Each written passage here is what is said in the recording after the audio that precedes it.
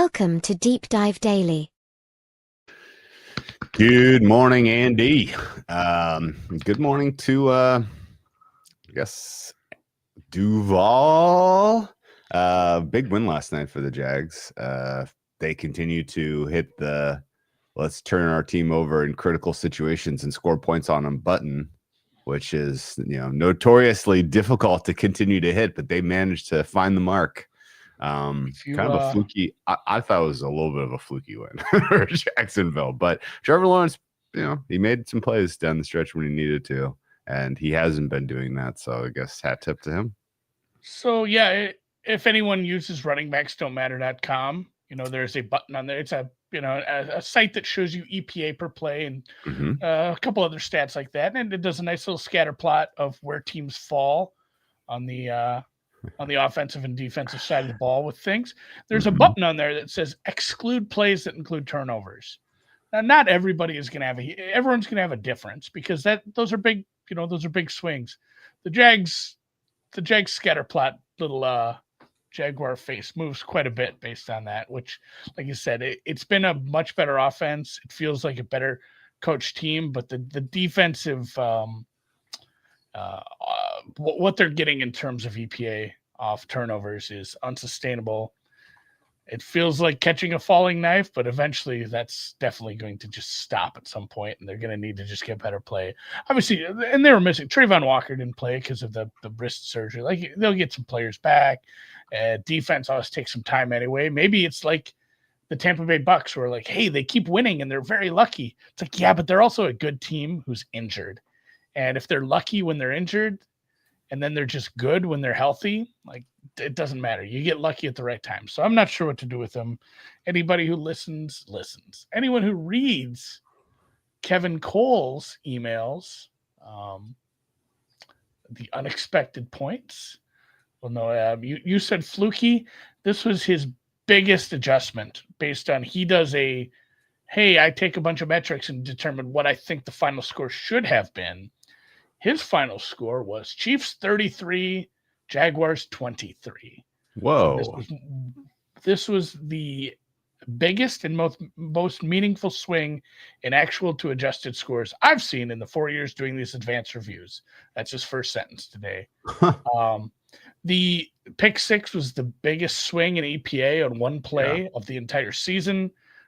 There was one other 100-yard INT that was slightly less than that earlier in the season. But yeah, that was a 12.7 point swing in EPA and a 42% win probability swing, according to his numbers. So for the second half over, I'll take it, good, God bless. And because essentially, what did he say? It was like that play being first and goal from the 3 with the Chiefs offense is essentially worth 6.7 points. Wow. If we would have gotten an interception and they fall down at the 5, I would have been beside myself, obviously. That's no more thoughts for me on the evening. But second half over, got there. I would say this, that when Rashee Rice comes back, the Chiefs offense is going to be top 3. Mahomes is playing great. The offensive line is playing great. The running game starting to snap into place. The play calling was a little They probably should have run more. Fourth down decision making was a little from Andy Reid, but conservative. We've come to expect that. He's an old man, but yeah, ultimately, Sunday's game against the fucking Lions is going to rock. That is going to be such a good game, and we will note the market there in order, as we always do, as we go through some of the lines and injury moves. Andy, take it away. Yeah, Thursday Philly money. It's a little bit up to 41, or excuse me, up to 7.5. Total is ticking downward towards a 41. There is some Denver money across the pond. I guess we're impressed with that win. So we have some, what are we out to? 7.5 in some spots there. I guess it's still a neutral site, but it is definitely the Jets. I get a bunch of news that comes across my feed. My Jets news this morning was, here's some trade targets that the Jets might get rid of. it's week 5.5. That's not great that people are like, hey, here's some players that the Jets might trade away. So that's where we're at. It is a Jets home game, but not much for home field advantage there. There's some Browns money coming into the market. Actually, you know what? I missed this. The Colts. The Colts is up to 6.5. We talked about that last night. That opener was a little low for the market's taste. That is getting beat up to 6.5. Browns money. Yeah, I said Browns money. It's down to 4.5, 5. Baltimore is across the 7. I don't know what to do with that rating. I don't know that anybody meaningful is actually 100% guaranteed to come back for the Ravens this week. So that might just be where it is. The Jaguars opened 1.5-point favorites at home versus Seattle. Now the look at that was 44. That total reopens a bit higher at 46.5 off their win last night. There's been some Dolphins money into the market, Drew. We are down to 4.5 there. I know we have some probable downgrades for the Chargers based on how the offense looks, missing some important players. Herbert's still great, but it's tough without all the good offensive linemen. That total is down to 43 off of 44.5 reopen. And then the one I was really looking at, Tampa Bay is out to a flat 3 now versus San Francisco. Yeah. Getting a little bit of an upgrade from the market. That total ticked up a little bit. It's a half point as well. Kansas City's a flip favorite in some spots. I know that's not meaningful, but yeah, they're actually, it's up to 1.5 now this morning over Detroit. Some of that, we'll talk injuries right after this. Some of that may be the fact that there's injuries. I almost wonder if that total is too low at 51.5, 52. Yeah, right. It's ticking up. Like, that's a fun one to play over 70 if you really want to get weird. And then it's like first to 50 wins kind of deal. Yeah. That could be just a banger game. Like, I will be ultimately disappointed if that game doesn't end up in the 50s. Not even for bets. Like, it's gearing up to be a great one. And then some slight Atlanta money, driving that one down to 3.5 versus the Buffalo Bills, who lost. Incredible. Okay. I don't really have much commentary on the market so far. It feels like there's a little bit of overreaction in favor of the Patriots off of the Sunday nighter. We're now putting the Patriots in rare air where they're outside of a field goal on the road against kind of the middling to bad teams. Like that's asking a lot. I think it's because a lot of the upgrade was based on the quarterback. You know, it's different if it's just an upgrade across the board. Like, everything's a little better. Like, the fact still that have an atrocious running game. The offensive line is meh, and the defense can get gashed through the air. So I don't know. Patriots to me feel like a little bit of like they're gonna keep winning, and maybe they win impressively some weeks, but they're definitely sort of going to fly. I'm gonna keep a little bit of a side eye on these guys until they hit the more difficult teams on their schedule, but we'll see. I'm not going to do it credit, but there was an incredibly great tweet, which is incredibly predictable, but also still funny when I read it. And it was just like updated Patriots running back depth chart. And it was 1, Stevenson, 2. I don't even remember. He put in some it was like Jonas Gray and like old Patriots running backs that aren't even on the roster. And then he listed Travion Henderson, number 4, just, as a gas. That did make me laugh a little bit. That's pretty good. Quick run through on injuries. We joked about Tip Ryman for the Cardinals. Obviously, he's not their big pass catching tight end who matters a ton. He is a blocking tight end who plays quite a bit though. So he's part of the offense he's out for quite a bit now. He's injured. The Antonio Gibson update for the Patriots running back room that we just talked about, that is a torn ACL. He's done. Broncos left guard Ben Powers is to the IR. That bicep injury turned out to be a torn bicep. So that is bad. He'll miss some time. The cornerback room, the defensive backs for the Lions, as I alluded to, Terry and Arnold will miss some time. DJ Reed, Khalil Dorsey, all out for a while, according to Coach Dan Campbell. Bit of a cluster injury for a secondary. Not great timing on that, although hopefully we get some fireworks. I mentioned Trayvon Walker missing the game due to wrist surgery. Not sure where he's at coming into this week. They're calling it week to week.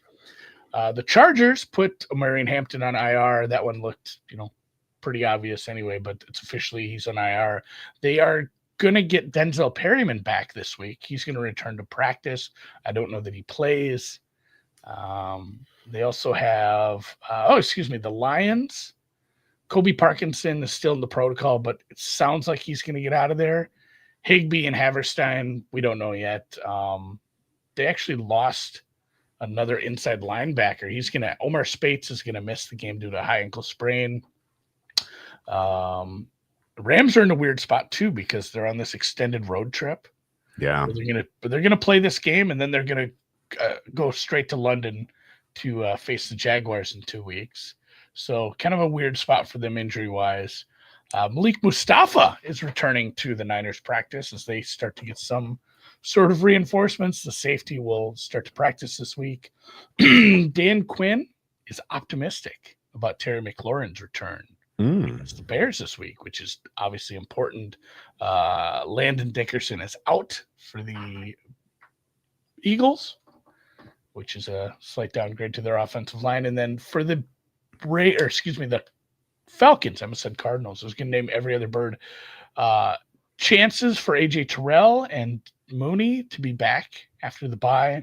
Obviously, it's hard to get news sometimes when guys aren't practicing and playing, but the quotes seem like Terrell has a decent chance at playing, which matters a ton, and Mooney, obviously, for their offense. The other one to watch out of the bye is the Bears. They had all these injuries. Kyler Gordon, TJ Edwards, Colston Loveland. Maybe, there's some guys that they're saying that could be practicing here. So Tuesday, Wednesday injury reports and stuff for the Bears are going to be big because they were just missing so many pieces. Jalen Johnson, obviously, and Darnell Wright, not close. Yeah. Okay. Good deal, man. You want to dive into power numbers? Yeah, I kind of had some weird ones this week that I had to go back and reevaluate. Like, I don't know if I can live with these. I don't know if I can upgrade a team this much or truthfully. And you remember what I said, my numbers were way off for Baltimore just because I didn't know what to do. I said, I'll leave that game alone, kind of reevaluate. So I actually dropped my Baltimore number like 2.5 more points to get it more in line with last week's market. So you're at like minus 7-ish. Yeah, this is crazy to say, but right now, if the Jets and the Ravens played on a neutral field, the Jets are favored. Yeah, no question. I think by a good decent amount. No, by a decent amount, which is just it's just gross to say considering where we came to start the season. Yeah, no, Baltimore should be around a -7, I think. Although head on a swivel, there was some rumbling that it might not even be Cooper Rush. It might be Snoop Hundley's show. Did you hear that? Yeah. That's and they're not like absolutely ruling out Lamar yet either. That's a great point. I think -7 is a fine place to land right now, and it's a bottom 3 defense as currently rostered with available players. I would expect. I haven't. Were you kind of surprised Hamilton didn't go? It didn't feel like he was clearly in the will miss camp when he was missing practice last week, and then when he missed the game, it was kind of like, oh, okay, I guess it is bad. Roquan Smith obviously matters a absolute shit ton for them, but Hamilton is just kind of number 2 of guys. I know you can't punt a game. You can't punt games in the NFL. There's not enough games, but it didn't kind of feel like the NBA thing where, hey, one of our stars is banged up, another one needs a rest. Maybe the third star also takes today off because then we can get them all rest and we aren't going to win this game anyway. I know you can't do that in the NFL, but like in a game where you're missing so many defensive players and Hamilton was like real iffy, don't you just be like, what if we put him out there in a losing effort and he gets more banged up? Fuck it, let's just wait a week. Okay. Well, that one's fluid. We'll keep moving. The other kind of big, let's talk about some positives here. Mm-hmm. Where's your offensive number for Dallas? High. 3. Like top It three? is 3. It is. Yeah. It is literally number 3 right now. How much of that is They're- a reflection of who they're playing and how bad their defense is? Like, is that what's going on here? Like, because like I don't, by 20, I don't, 29th ranked defense. I cannot square like the fact that you have 4 replacement offensive linemen and then they're still just fucking blasting the running attack. Like, it is wild how successful they've been. They were winning Yeah. in the trenches on both sides of the ball, and it's crazy. Like you said, having those backup tight ends, backup offensive linemen, and just blasting the Jets off the ball and being able to run. Dak is one of the best quarterbacks in the league right now. On the road, by the way. Dak is playing like top 3, and I think a lot of what's happening, you got to give Schottenheimer credit. A lot of it is just good scheme, good play calling, putting the right guys in the right positions. Somebody's always open. The running game is working. Yeah. I know some of it is playing the opponents they've been playing, but a bad quarterback still looks bad when he's playing bad opponent, or no matter who he plays. Bad quarterbacks look bad. Like the fact that he just looks good every single week, and Pickens has stepped up. It's going to be really funny if CD Lambs comes back, and they regress like some sort of weird Ewing thing. But right now, yeah, this is a dangerous offense and it's a ton of fun. I gotta say my entire thesis on the Cowboys preseason was just dead fucking wrong.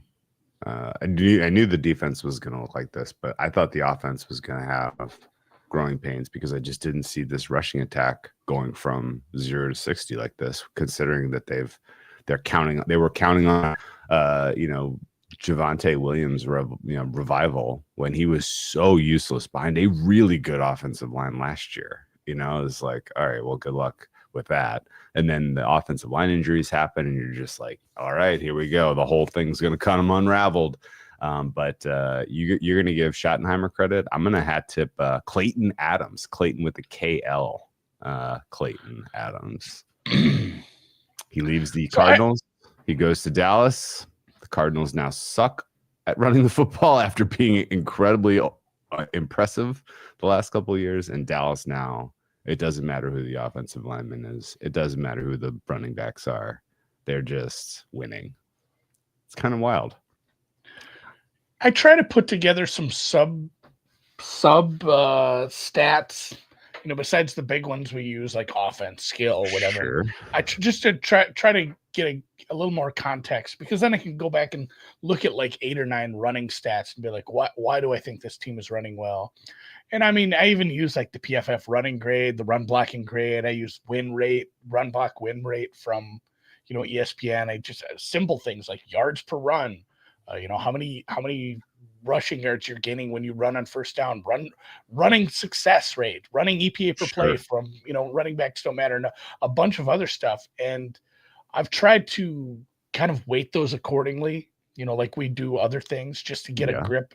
And in my metrics, and these aren't, the end all be all for what I end up grading a team, it has Dallas as the best running team in the league right now. According to it's upsetting that's the case, because that was one of our biggest digs in the preseason was like, hey, why did you let Rico Dowdle get out of town? Because you have nobody now. I mean, imagine how good it would be. Not that Rico Dowdle's not playing. Imagine how good it'd be if they kept Rico Dowdle. I think that's the reality. So the question is then, well, what is a Dallas fair? Like, what's their neutral power rating? It's a positive for you, I would imagine, if their offense is top 3, right? Based on the way we weight things. Well, and top 3 offense, bottom 3 defense is where I'm at right now, which is super fun. And you end up with Dallas being exactly lockstep there. I have 2.35 for Dallas. Plus, right? Yes. Yeah, that's not that far off for me. Let's stay in division and tell me where you're at with Philly right now. Fuck, I don't know. That's the most, because their offense is grading very poorly. So their offense is grading poorly, but you have to give them some benefit of the doubt. Obviously, the offensive line injury hurts. Just Hurts missing a bunch of targets, and it was a weird game. It was tough to evaluate, the comeback, and I don't even know the comeback, but just like not being able to close out that game. Every single game they've played has looked very different to me as far as how they've gotten things done or how they haven't got things done. I think Barkley is more injured than he's letting on. The fact that they didn't use him much kind of that's the connect the dots moment for me, because why wouldn't you? If that's the missing piece to your offense that kind of clicked in last year and you won a Super Bowl, why wouldn't you continue to do some of the same things? Obviously, it's a different offensive coordinator, but yeah, right now it's pretty weird for me for Philly. Philly's run grade is like middle of the pack, which is bananas. Those should be flip-flopped, from what we said in the preseason. My run grade from them is okay. My run grade on them is fine. But yeah, I have like 13th. Considering what they have in terms of pass protection and weapons, the passing grade is unacceptably low. It's just coming in like well below. It's coming in below the Jets. How's that fucking possible? The Vikings, the Panthers, like the fact that you're below these teams it's impossible. And yet here we are. If Dallas hosted Philly this week, Andy, 1.5 point favorites. Dallas, yeah. Yes. What do you think the actual market would be, though? Because there's no fucking chance. I mean, it flips. It's like Philly -1, Philly -1.5. Okay. But I would be betting Dallas in that game. I'd take Dallas money line, absolutely. And of the same right, and I'm not going to sit and list every single passing stat I use because there's a lot more. My raw passing stats number for Philadelphia is the 28th best right now, which is upsetting as well. Yeah. If I was fully weighting what we've got this season instead of having a small amount of prior built in here, I think I would have Philly as a minus team. And they right now are kind of landing the furthest away from my prior offensively to this point in the season, which is again like somewhat stunning. I did not expect this at all. What about let's see, who else is really surprising here? Well, just who are some of your biggest moves? That's what I have a separate tab where I just I look at like what moved the most this week. Carolina's up. Carolina's offense is grading like a real offense finally. I upgraded them like 1.3 points because of how some of the offensive game planning and execution looked. I was hesitant to upgrade Tampa, and I think I finally just need to bite the bullet, so I did. Washington, I didn't upgrade as much as I could have based on getting the quarterback back, so I kind of filled in the blanks there. And then Dallas was too low still. Jacksonville apparently was too low based on how the offense looked at times. I still think the defense stinks. And actually, I preemptively upgraded Atlanta for Terrell coming back. I just think he's in. Okay. I mean, my ratings week over week are pretty flat. I gotta tell you.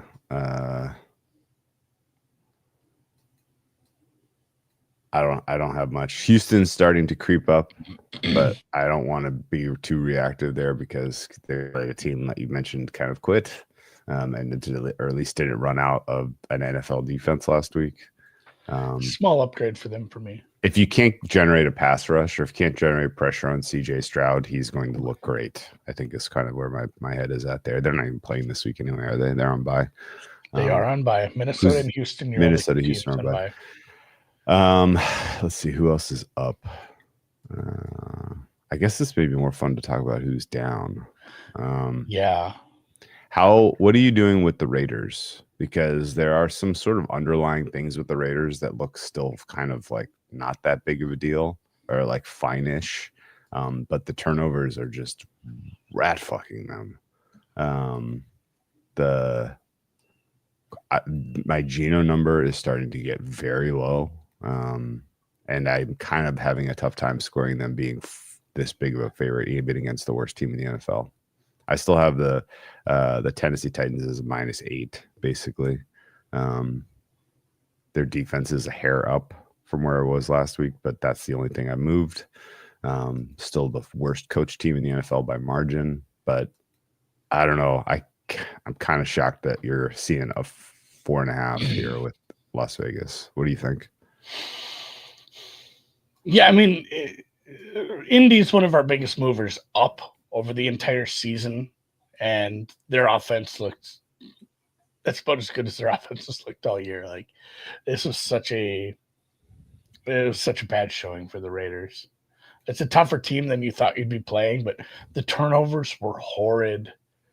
They were, and I mean, it's a bottom 5 offense, bottom 5 defense right now. The way they're playing, like and if you include turnovers, like if you say turnovers are just going to be a part of the DNA of this team, then it is very much a big problem, and they shouldn't be this big of a favorite. I don't know that I can go to the well with a Titans team coming off their Super Bowl, winning a game they had no business winning.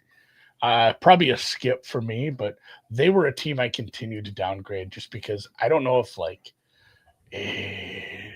we've figured out what this offense is going to be. It's too predictable. It's a couple of old coaches that are easier to figure out, and the Bowers injury obviously stinks. Geno isn't very good, and this defense outside of one guy isn't playing very well. So they were one of the biggest downgrades. I've had them kind of. I don't want to blame you, but I think both of us have been a little higher than the market on Vegas. And I finally just let the other shoe drop between, like what I said, filling in the blanks on Baltimore, saying I wasn't low enough. I got to fix that. That and Vegas were my 2 biggest downgrades, and then a bunch of other ones were small. Yeah. Buffalo, Miami, Philly, Chargers. I was like a -1 on Vegas last week, and now I'm like a -3. They were my biggest downgrade, and a lot of that is the Geno number.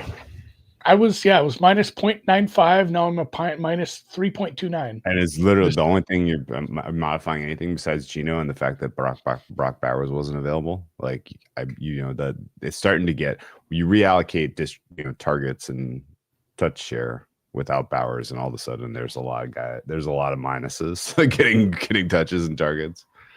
The rushing attack for Las Vegas is terrible so far. Worst in the NFL, I think. Let me see. If I have them last rushing.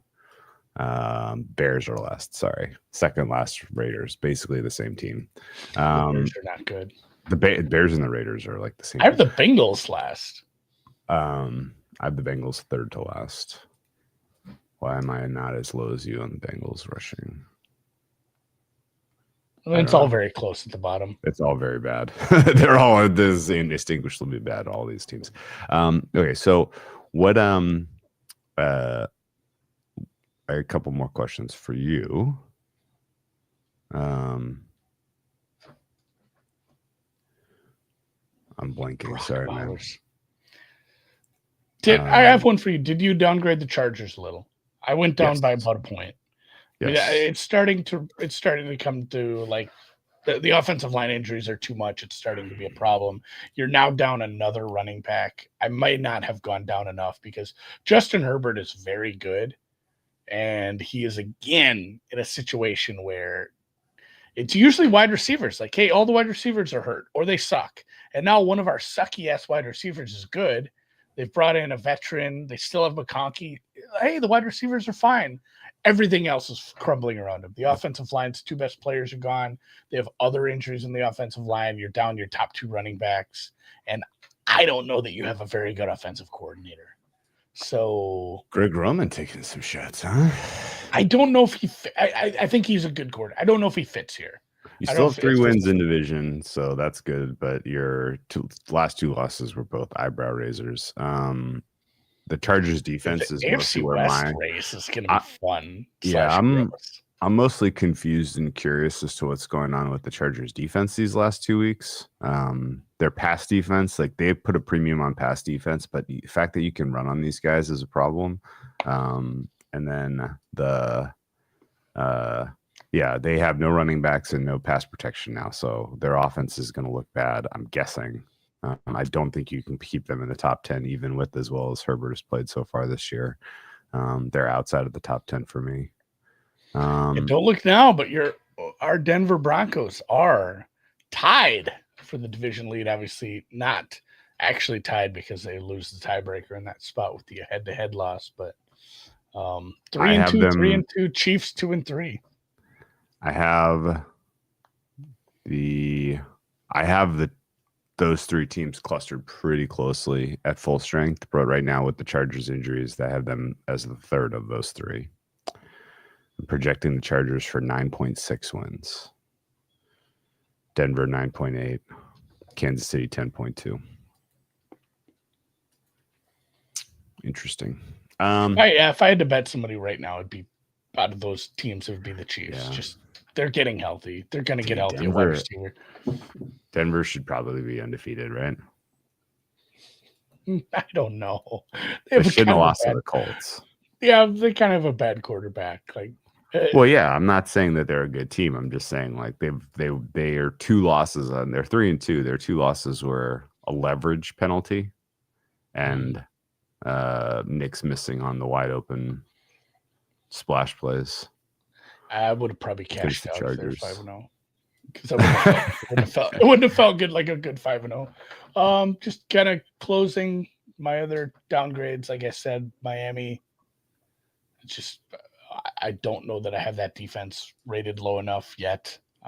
I'm still just going to keep downgrading them if they're going to make bad to mediocre teams look that good late game. They're the 32nd defense by far for me. It still has some room, I can think, below. I downgraded the Chargers and the Eagles for some injuries. Denver downgrade just because that offense still is probably too high, and then the rest were very minor. The other upgrades I missed, like you said, Houston got a little bump up, New England got a little bump up, Seattle, despite it all, got a little bump up, and that's Niners. The Niners number is still very much in flux based on injuries. Kind of the same thing with Green Bay and a few other teams that we need to find out some more. The Lions is going to stay about static. Obviously, that offense keeps looking better and better, but we're getting a downgrade for the defensive cluster injury in the secondary, but evens out.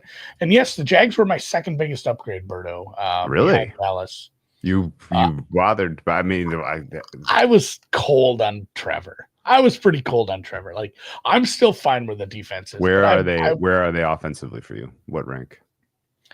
The Jacksonville Jaguars. They're above 50th percentile for me, but it's pretty close. 12th. 13th for me.